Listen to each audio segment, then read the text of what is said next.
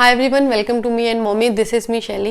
And अगर आपकी ये प्रॉब्लम है कि आपके बच्चा बहुत ज़्यादा टीवी देखता है या बहुत ज़्यादा फ़ोन देखता है, उसका स्क्रीन टाइम कैसे लिमिट करें, तो इस वीडियो को लास्ट तक ज़रूर देखिए। इस वीडियो में मैं आपके साथ शेयर करूंगी कि मैं अपने बेटे दर्श, जो कि अब 2 साल 3 महीने कंप्लीट कर चुका है, उसका स्क्रीन टाइम कैसे लिमिट करती हूँ। बीइंग अ वर्किंग मॉम, मैं कैसे मैनेज करती हूँ उसका ओवरऑल एक पूरे दिन का स्क्रीन टाइम। तो अगर वीडियो हेल्पफुल लगे, पसंद आए, तो वीडियो को लाइक ज़रूर कीजिए। इसके अलावा चैनल को भी ज़रूर सब्सक्राइब कीजिए। तो फटाफट से हम वीडियो स्टार्ट करते हैं। तो देखिए, सबसे पहले स्क्रीन टाइम लिमिट करने के लिए समझना बहुत इंपॉर्टेंट है कि क्या क्या पूरे दिन का उसका स्क्रीन टाइम होता होगा बच्चे का। तो बहुत ही सिंपल सी डेफिनेशन ये है कि जिस भी चीज़ में स्क्रीन होती है, चाहे वो टीवी हो, लैपटॉप हो, टैबलेट है, आईपैड है, फ़ोन है, वीडियो गेम है, everything counts as a screen time जब ये बच्चा स्क्रीन देखता है। तो देखिए, आजकल ये बहुत कॉमन है। जिस तरीके का आजकल लाइफस्टाइल है, सब कुछ आपका ऑनलाइन अवेलेबल है। आप मतलब इवन मैं भी, मेरा ऑफिस पूरा ऑनलाइन रहता है। तो ऐसे केस में, ऐसी लाइफस्टाइल में ऐसा तो हो ही नहीं सकता कि बच्चे स्क्रीन टाइम ना देखें। और एक्चुअल में मेरे अकॉर्डिंग कोई भी चीज़ बुरी नहीं होती है अनटिल अनलेस वो एक लिमिट में, परमिसिबल लिमिट में अगर देखी जाए। तो सेम एप्लीकेबल टू बच्चों का टीवी या फोन का जो भी टाइम होता है। मैंने दर्श का स्क्रीन टाइम 17 मंथ्स पे स्टार्ट किया था, तब उसने बोलना स्टार्ट कर दिया था। तो आप भी, बहुत इंपॉर्टेंट है कि आप इस चीज़ को ध्यान रखें कि जब तक आपका बच्चा बोलता नहीं है, एटलीस्ट फ्यू वर्ड्स बोलता नहीं है, तब तक आप ट्राई कीजिए कि आप उसको बिल्कुल भी स्क्रीन टाइम ना दें। हाँ, इसमें आप कुछ डेली जो वीडियो कॉल कराते हैं बच्चे के साथ, वो सब तो अलाउड है, बिकॉज उसमें इतना बच्चा ज़्यादा फोकस नहीं करता है या थोड़ा एंगेज रहता है बेसिकली बच्चा, उसमें उसका एडिक्ट होने के चांसेस बहुत कम होते हैं। तो वीडियो कॉल तो वैसे भी आपको करानी ही पड़ती है बच्चे के ग्रैंड पेरेंट्स के साथ, तो वो चल जाता है। नाउ सेकंड पॉइंट ये आता है कि जब भी आप बच्चे का स्क्रीन टाइम स्टार्ट करें, जो हमने किया था, हमने उसका स्क्रीन टाइम टीवी से स्टार्ट किया था। तो ये भी आप प्रेफर कीजिए कि आप बड़ी स्क्रीन से स्टार्ट कीजिए। एक सर्टेन डिस्टेंस से बच्चा बैठ के टीवी देखता है, रादर देन फोन और टैबलेट जिसमें वो बिल्कुल ऐसे झुक के गर्दन और पूरा दिन फोन में या उसमें लगा रहता है टैबलेट में। उससे बेटर है कि आप उसको टीवी से स्टार्ट कीजिए। टीवी बच्चा एक डिस्टेंस से देखेगा, वो डिस्टेंस आप मेंटेन कर सकते हैं। जैसे जो हमारा टीवी और जहाँ पे दर्श बैठ के टीवी देखता है, उसमें अप्रॉक्सीमेट लाइक 12 to 15 फीट का डिफरेंस है।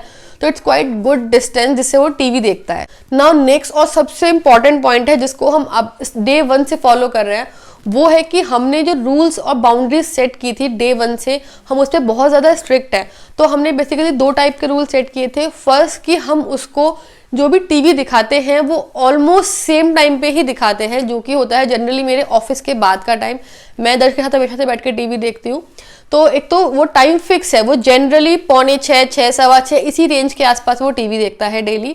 सेकेंड ये कि उसका टीवी देखने का टाइम भी फिक्स है। ऐसा नहीं है कि वो कॉन्टिन्यूसली 2-3 घंटे तक टीवी देख रहा है। उसका टीवी टाइम फिक्स है। वो जनरली 20 से 25 मिनट टीवी देखता है डेली बेसिस पे। इवन कभी कभी वो देखता भी नहीं है, बट जब भी वो देखता है इसी टाइम पे और इतनी ही ड्यूरेशन के लिए वो टीवी उसको अलाउड है। तो इससे क्या फायदा हुआ है, इससे उसके दिमाग में भी सेट हो गया। वो जैसे ही 15-20 मिनट टीवी देखता है, वो खुद ही टीवी ऑफ करके बोल देता है टीवी टाइम ओवर।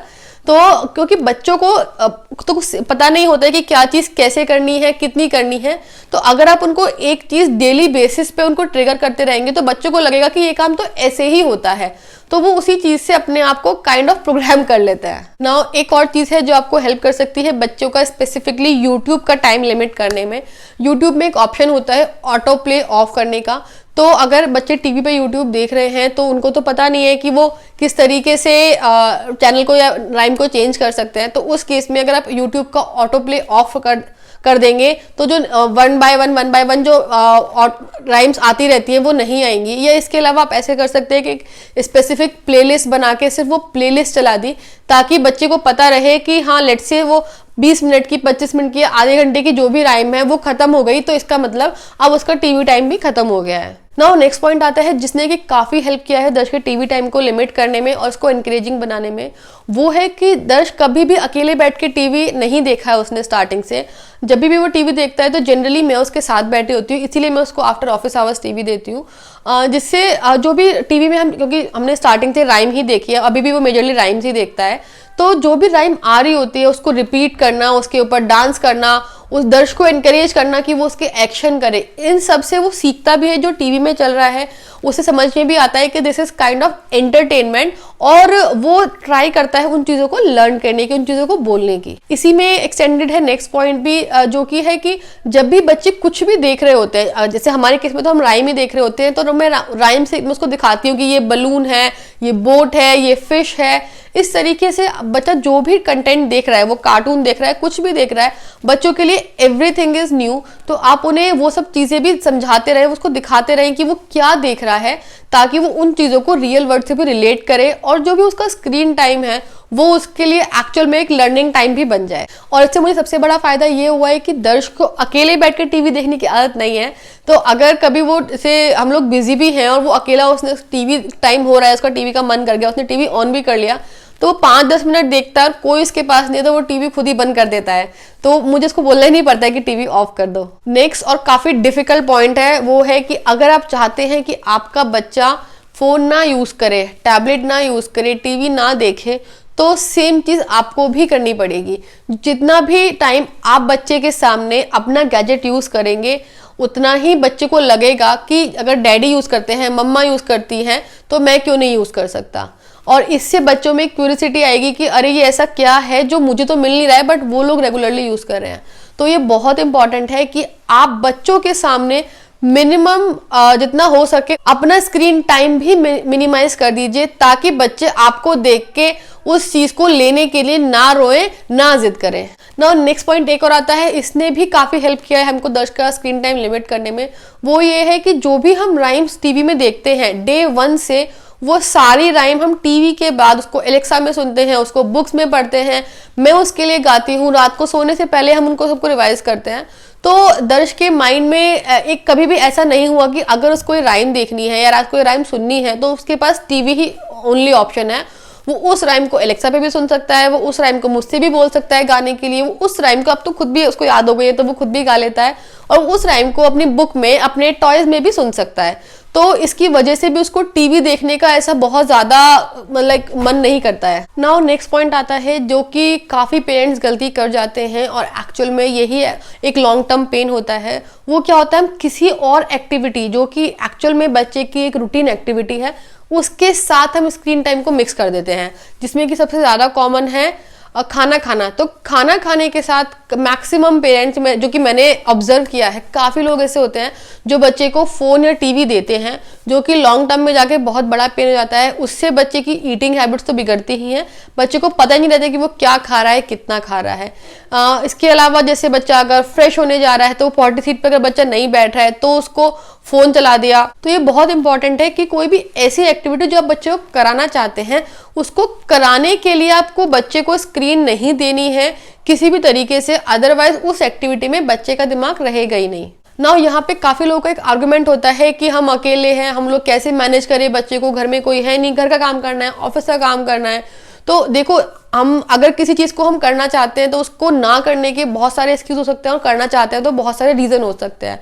तो मैं अपना एग्जांपल लेके आपको बताती हूँ। It's not the best example but it works for me. तो मैं कभी भी क्या करती हूँ कि अगर मैं कुछ ऐसा काम कर रही हूँ, चाहे वो ऑफिस का हो, चाहे वो घर का हो, लेट से मैं डिनर बना रही हूँ और उस टाइम पे घर पे कोई भी नहीं है, तो और दर्शक का टीवी का टाइम भी खत्म हो चुका है, वो टीवी भी नहीं देख सकता है, तो मैं क्या करती हूँ, ही इज अलाउड कि वो कुछ भी पानी से खेल ले, वो बर्तन निकाल के बाहर रख ले, वो अपने टॉयज के साथ खेल ले, मतलब वो कुछ भी कर सकता है उस टाइम पे। वो कितनी गंदगी फैला रहा है इस पे मेरा फोकस नहीं रहता है।